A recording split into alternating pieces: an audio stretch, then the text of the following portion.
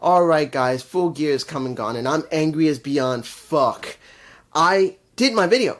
I'm going to tell you right now, I did do my video. I did. I actually recorded it. But, unfortunately, audio wasn't on. It sometimes happens that you get everything set up. You thought you pressed the button because I thought I pressed it down enough, because my Zoom H1, you have to press the button to turn on audio. It isn't like it's automatically on, because I am using a mic to plug into my camera. So I thought, I pressed it, it was on. No, it was not. I want to, Anyway, let's go through all this again. Let me give it to you like this, guys. This was chaos, but not the good one. I'm just going to go through all this. I'm just going to shoot through them, because I'm angry right now, and I'm not going to be super detailed. I'm just doing it. First, we got 3 matches here on the kickoff, and to be honest, one of them upset me. One of them felt like, what did it lead to? Nothing. And then the third one was like, why? First, Anna Jay versus Deonna Purrazzo. I feel sorry for Deonna.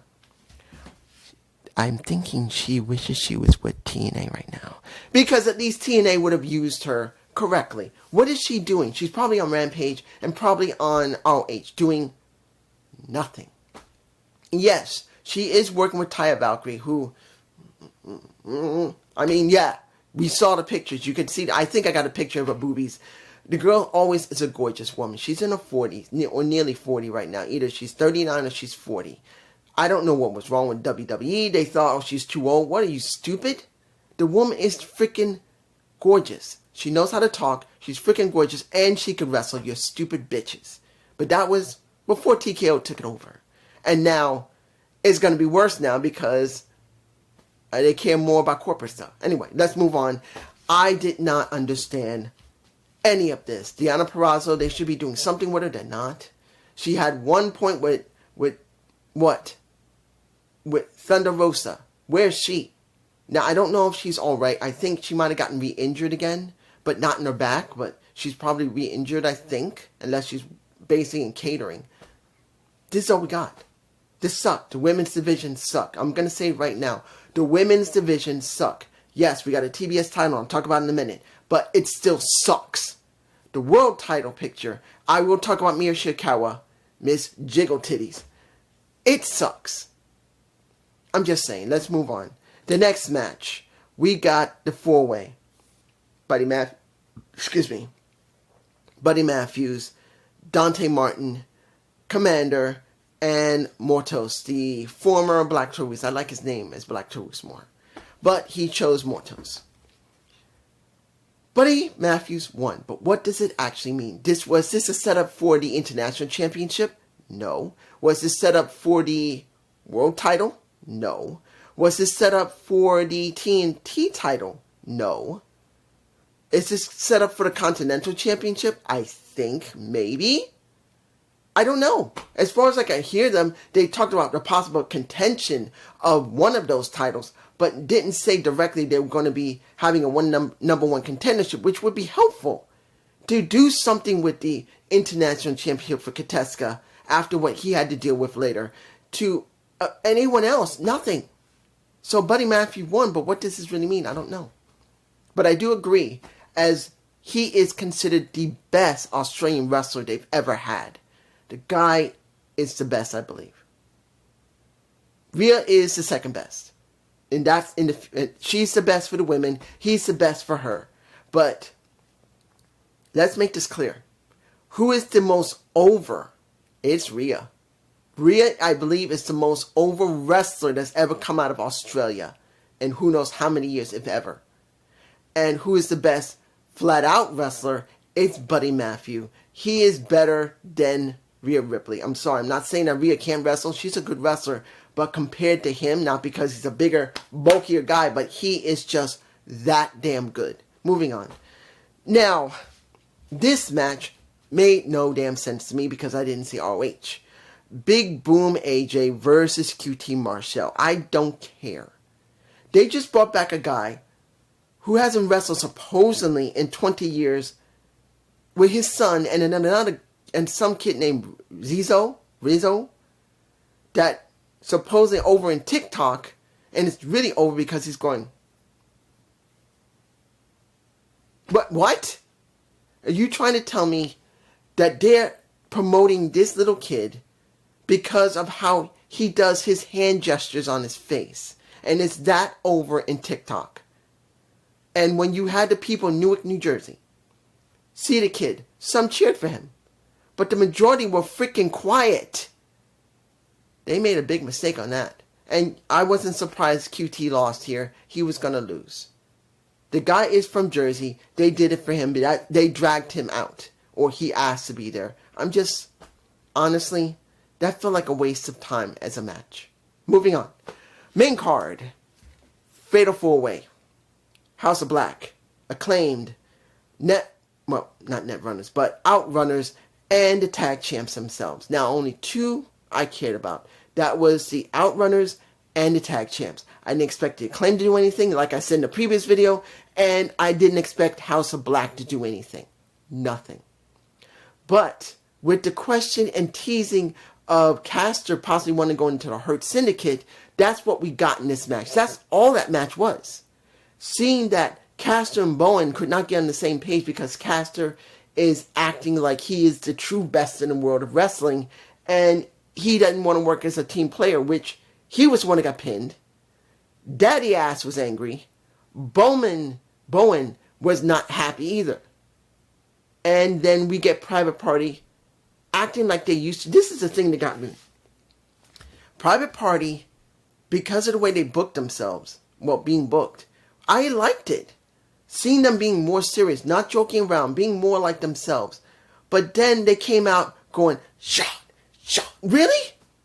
They went back and you hear Tony Schiavone, oh, that's a blast from the past. Why did they do it in the first place? They didn't need to do the blast from the past.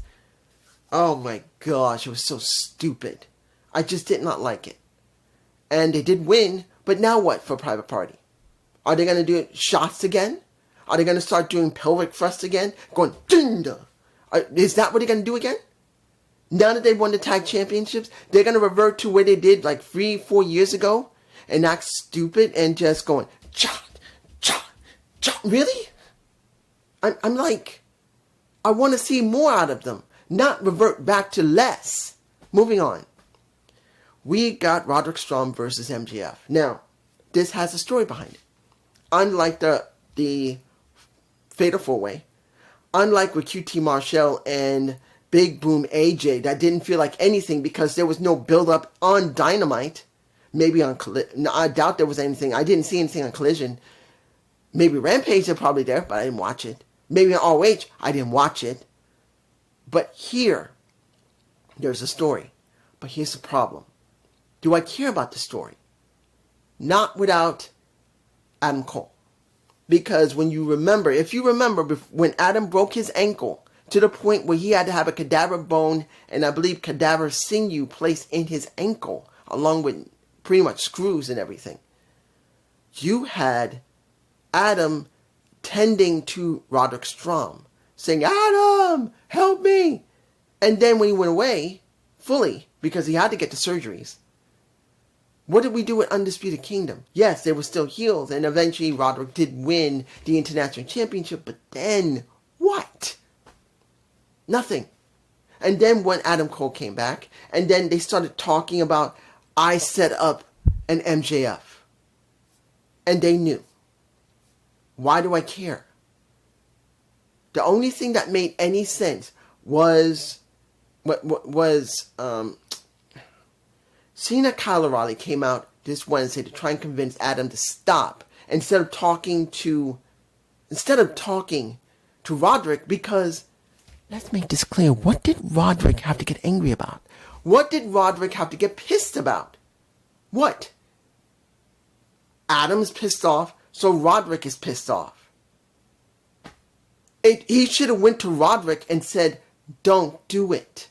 This is about Adam, not you, please.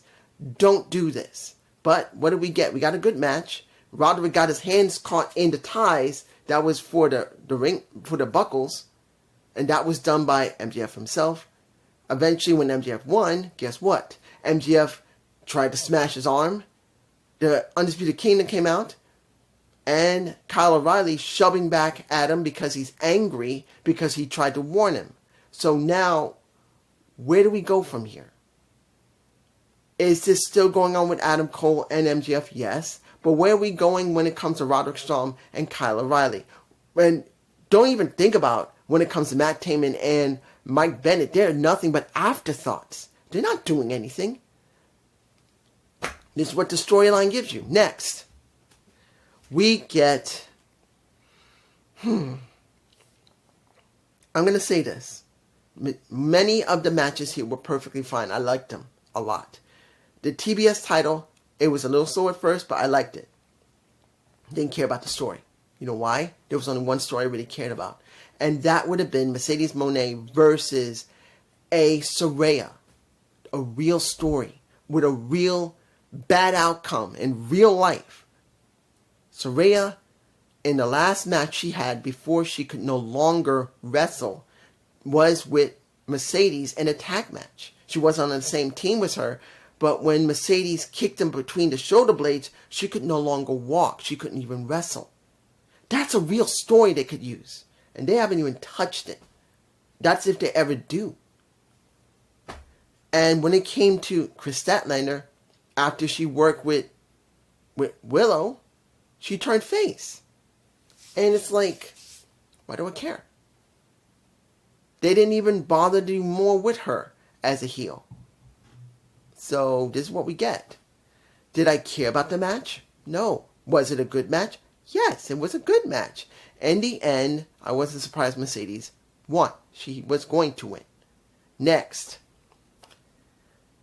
Let me give it to like this. Hangman Page versus Jay White. Jay White won that match. And I'm going like, why? Why? Why? That's what I was thinking. Why? I don't get it. What was the point? Why did you have Hangman Page, who has been developed so well over the last, 5 to 6 months? And basically lose to Jay White. Now, mind you, the match was good. Jay got his ankle messed up by Hangman Page, and Hangman Page got his knee messed up by Jay White. It was fine. And after it was all over, Jay White basically won that match. Hangman chased after him and then tried to whoop that ass. And then including Christopher Daniels trying to come out to try and stop it. And Hangman basically to the face to Christopher Daniels. So he's going to get a fine for that. But you now have this situation where does Hangman go? And I know you're going to say, dude, what about the end of the show? I will talk about that, but you get my point. At that point, you're going like, why are we doing this type of booking? I'm just saying. Moving on. We get the TNT title, Danny Garcia versus a Jack Perry. Oh, hang on. Is it working? Yeah, it's still working. I had to check it just to be sure that my mic is still working because it's been acting. I just want to make sure it's working. Hopefully you hear me. But I was questioning, will they really pull the trigger on Danny? I really was questioning as the match was going on. Would they actually pull the trigger on Danny Garcia? Would they let him do it? Even when his vid pack with his own mother talking in a recording, would they really go there? And they did. I love the story of Danny Garcia's rise. He's no longer going like this. He's going like this. Something different. But now here's the big question. What do you do with both of them now? Are you going to keep their feud going on? Which probably it will, because I don't think they have any idea what to do with them. And once you do it long enough, what will you do with Danny Garcia, counting on if he still has the TNT title at that point? Because I think what's going to happen, Tony Khan is going to present him with a brand new title, which will probably be an old title, because the current title he has already been spray painted. They're going to probably present him with a new title. He's not going to keep that one. But what are they going to do? I don't know. Next, Ricochet versus Kateska. I know I'm skipping Will Ospreay and Kyle Fletcher. I'm going to do that in a minute with Bobby Lashley. I just want to do this one first. But let's give it in a context. We had a fatal 4-way in the beginning of the kickoff show. It didn't say anything about being a number one contender for the Continental title or the International title or the TNT title. Nothing. Just a fatal 4-way. It would have been nice to see that a fatal 4-way would have been done for this title, because it was near the end of the show. Kateska versus Ricochet. Let's make this clear. It was a good match, but I didn't expect Ricochet to get anywhere. Because, look, you have so many people. I want to make this clear. Because I know people say, oh, more WWE guys. It's not about being WWE guys. I want to get this through your heads. This is not about if you came from WWE or TKO WWE, because we don't have WWE anymore. Remember, no matter what you think, they call it WWE, but it's TKO WWE. Like it's TKO UFC. There is no WWE. There is no UFC. They just slashed that off because they just didn't want to say TKO behind it, because they don't want to make it corporate, which makes the value of their stock go down. They want to make sure people still think, oh, it's WWE. Oh, it's UFC, but it's TKO UFC and TKO WWE. Remember that. But when you look at the situation, we didn't have nothing here.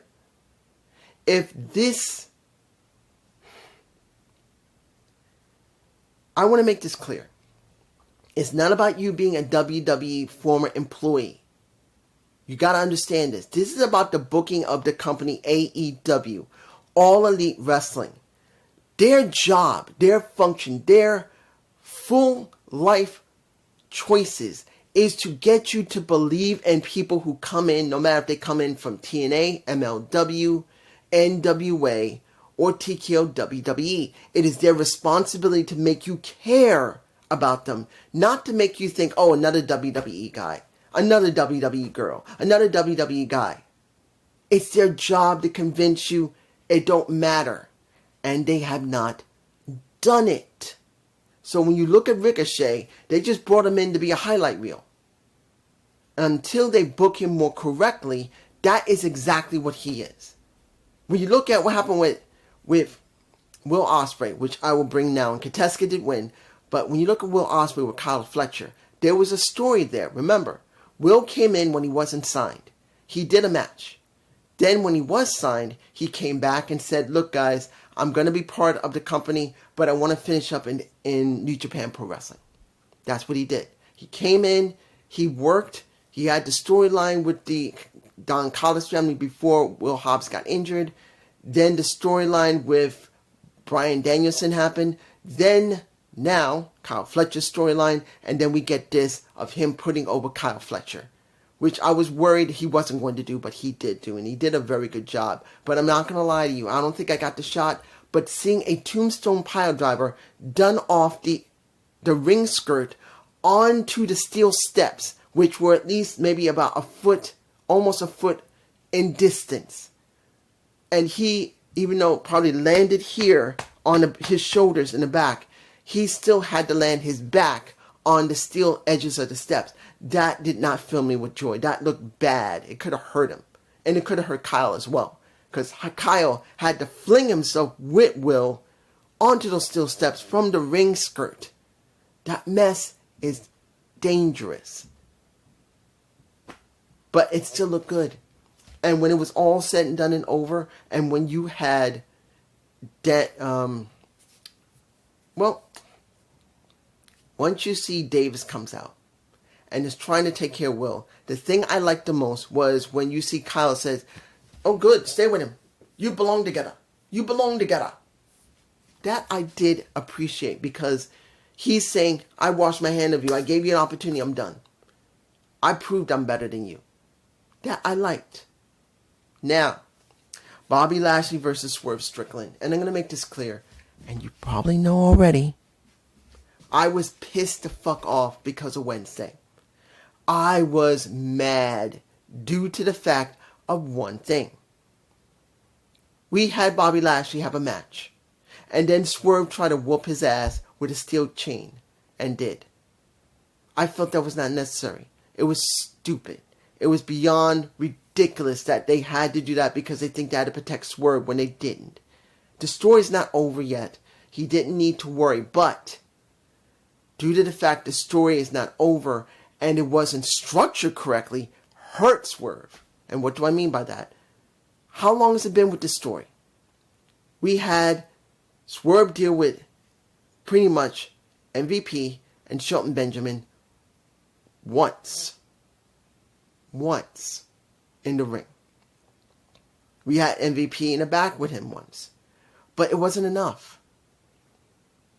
We needed maybe a month, a build with this to make it mean something when Bobby came in, and then maybe at least another week or two after that he's still talking with Bobby and he's talking with MVP and Shelton Benjamin. I would have liked to see development with all four of these persons, and none of them needing to be involved, but it would be good if he had been.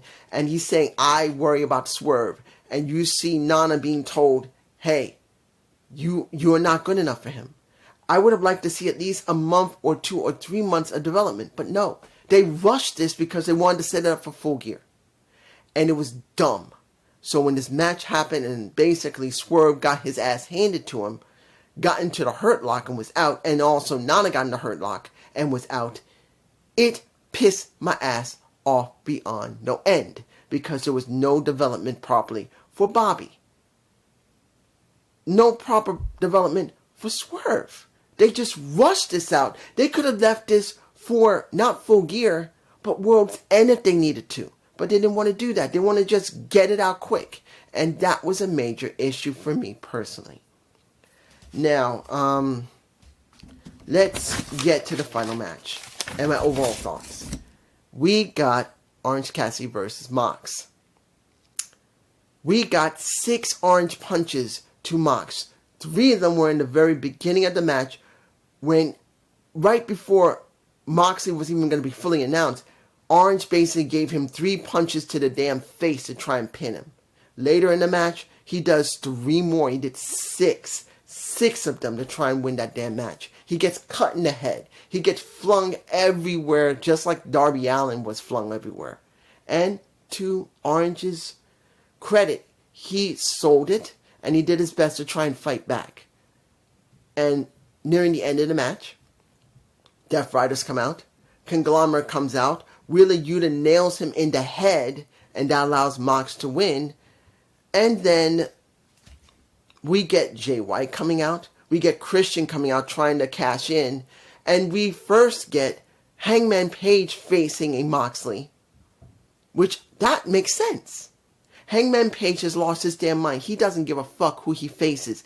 Seeing him face him, that would be a great rise for him. But no, we got Jay White coming out, and we got Christian coming out. Christian coming out to try and cash in or sign, and then Jay White trying to stop him. And pretty much, instead of him nailing Christian to make it very clear that you're not going to try and use that contract, I won't let you, he holds it for a second, gives it back to Christian, then walks the fuck off. And then we got the ending of it, where the truck of the Death Riders gets nailed by another car, and it's Darby Allin bleeding from the head, saying, ah, ah. Really? It was a mess. And I'm not forgetting about Mia Shirakawa, and not forgetting about Mariah May, and Miss Sexy Titties, shaking those titties. And then getting attacked by Mariah. Going through a table, Mia Shirakawa, I believe I got a shot of her. She's in my face with blood in her mouth and her titties showing. Well, not all her titties, but you get my point. And now they're having a story. Total chaos that was not good. I think that might be the title. Total chaos that was not good. We got good wrestling, in many cases great wrestling, but poor storytelling to the point now that they literally gave us so many different directions, it taints everything. Guys, look, AEW is revolving everything around Jon Moxley. If you don't know how you should book in a promotion, you want the top wrestler to be the center of all your general booking. That something they do will affect all the other type of storylines, at least one time or another, to help it. They're either going to go for a title or go for a match with somebody if they're the top talent or the top champion. And the way everything has been booked, it's bad. See how it is. Moxley is the current champion. But what are they going to do with the tag division? We don't know what they're going to do with Private Party. What are they doing with the Continental Championship with Okada? Don't know. What are we going to be doing with the International Championship? Well, there's no setup for the International Championship because we had a Fatal 4-Way in the kickoff, but no mentioning if there's going to be a match for Buddy Matthews to face Kateska, which actually might be a good match, and they could build it. No, nothing. What are you going to do with Orange Cassidy now? He failed, unless you're going to keep him fighting Mox to try and get the title. And the women's division, the tag division, the TBS championship, it's a mess. Right now, I'm going to say this right now. If this is only Moxley, that this is all about in the Death Riders, and there's no one else, if it's not Christian, Edge, because Christian may join Edge, or Adam Copeland. My guess is this: if there's no Shane McMahon, because we've heard rumors many months ago Shane might join AEW, will join. If it's not him, the only person that makes any sense will be Adam Copeland coming back as a heel, and Christian may join him. And that's what I think will probably be the best option for Christian and a returning Adam Copeland. That both of them control AEW. Because we know they can book. They did a good storyline together. But now we need to flip the scripts and make a Adam Copeland a heel. If he is not the mastermind behind the Death Riders and Moxley, then this is going to fall apart next year. I'm telling you right now, we know that we're going to have HBO Max for AEW now. I think Dynamite's going to HBO Max, just like Netflix is taking Raw. This has got to be right. This has got to be more than just Moxley.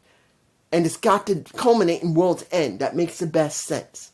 If there's no one there other than Moxley and the Death Riders, this thing was dead from the beginning because the story was just what I said months ago and months ago. We got AEW reacting. Tony Khan and the Bucks fucking reacting because CM Punk went on a damn podcast and said what was going on there, and they didn't like what he said. And they reacted by making the EVP storyline, which failed. It failed. And then they switched it over now to Moxley, who is the one who's got creative control of the entire storyline. And I'm not against Mox, but if there's no one else other than Moxley in the lead, it's not going to work.